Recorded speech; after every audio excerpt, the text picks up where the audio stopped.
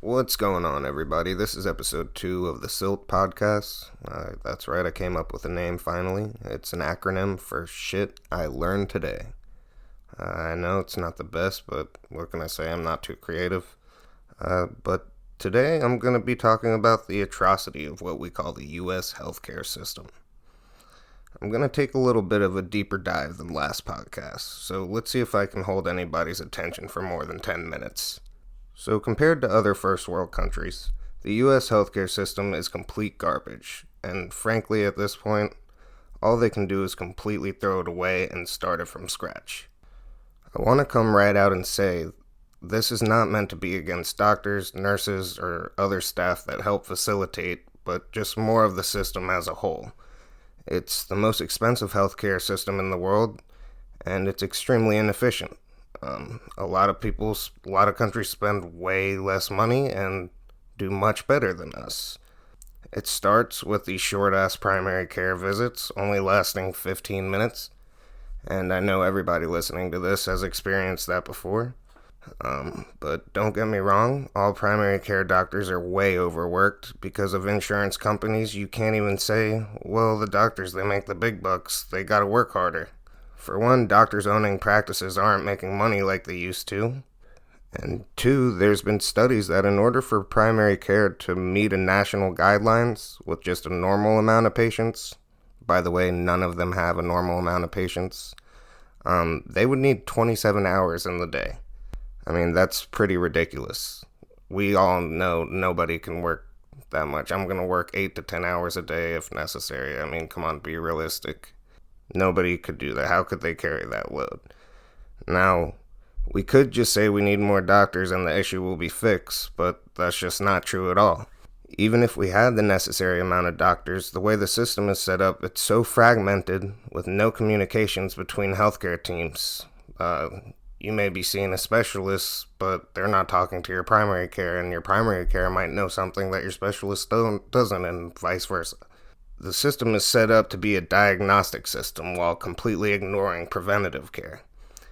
By diagnostic, I mean we wait for something to be wrong before we do anything about it, instead of trying to prevent it in the first place. Now, this is a big reason why Americans are some of the unhealthiest people on the planet, myself included. That, along with the horrible food we put in us. Preventative care and overall health need to play a much larger role in healthcare and the way our system is set up. It just simply doesn't allow it. A big reason being our health insurance companies. The way almost everybody pays for healthcare is through health insurance, and these companies have to make money in order to stay open.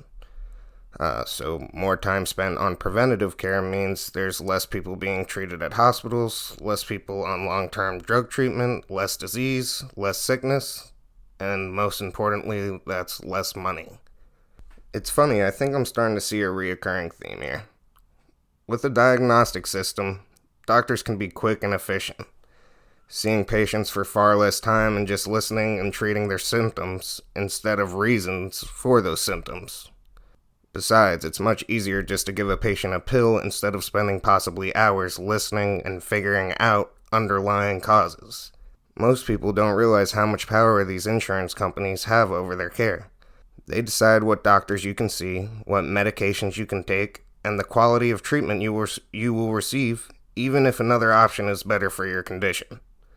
Personally, I don't think there should be profit dictating people's health. There also shouldn't be marketing of medications on TV, or doctors who only prescribe Pfizer medications because his buddy with Pfizer, the Pfizer rep over there who bought him a $200 steak last weekend. Now, I'm all for capitalism, but healthcare has no place for it. These insurance companies are just as bad, if not worse, than Big Pharma. On the topic of Big Pharma, Americans are convinced that a pill is needed for every ailment. Now, I'm not big into all that hippie shit, but think about who survived for tens of thousands of years before us. Do you think they simply just died every time they had something wrong or just dealt with it? No, there's been natural treatments for different things for thousands of years. Of course, some have been proven to not be true, but others have held up against time and science. The reason most Americans see these natural treatments as a hoax or hippy-dippy bullshit is because of a huge propaganda campaign set forth from none other than oil tycoon and one of the richest men of the modern history, John D. Rockefeller. Rockefeller was the owner of Standard Oil, which was broken up into what are now some of the most profitable companies today. We got Chevron, ExxonMobil, BP, and Marathon, just to name a few. Now, keep in mind, these are some of the most profitable companies individually. They were all once under one umbrella of Standard Oil, but the government broke them up. Now, it was meant to take power away from Rockefeller, but in reality, it really only multiplied his wealth. In the 1900s, a scientist discovered you could make vitamins and soon medications out of oil. So, Rockefeller and his billionaire buddy Andrew Carnegie schemed up a little plan. He was not only going to own big oil, but he was going to create a whole new industry himself, Big Pharma. So they hired a dude named Abraham Flexner, who traveled and reported on medical colleges, colleges, hospitals around the country, and he later developed the Flexner Report. This report talked about modernizing and centralizing our medical system. So after the report, more than half of all the medical colleges shut down shortly thereafter. I'm sure some for good reason, because, some of these homeopathic things are obvious BS. I mean, come on. But some actually do what they're told to do. But after that report came out, they were all demonized and mocked. Some doctors were even sent to jail. Along with this, Rockefeller also donated $100 million. That's worth about $3.5 trillion in today's dollars, by the way, which is nuts, to the colleges and hospitals to help the transition. With that, he also founded the philanthropic group called General Education Board. Sure, a lot of these names are sounding pretty familiar right now.